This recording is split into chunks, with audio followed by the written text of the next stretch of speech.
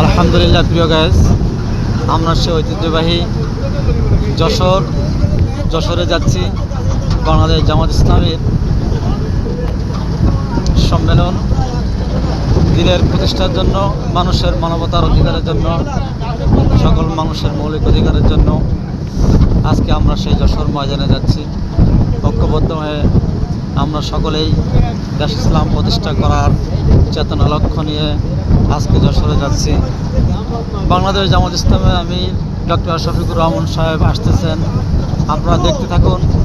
সকলে ইনশাল্লাহ আমরা বাসে ট্রাকে চলে যাচ্ছি, এই ট্রাকে চলে যাচ্ছি ইনশাল্লাহ। মাঝে মধ্যে স্লোগানের মধ্য দিয়েই ইনশাল্লাহ আমরা রওনা হয়েছি, সেই সুন্দর পথ পাড়ি দিচ্ছি, যাত্রা যাচ্ছি।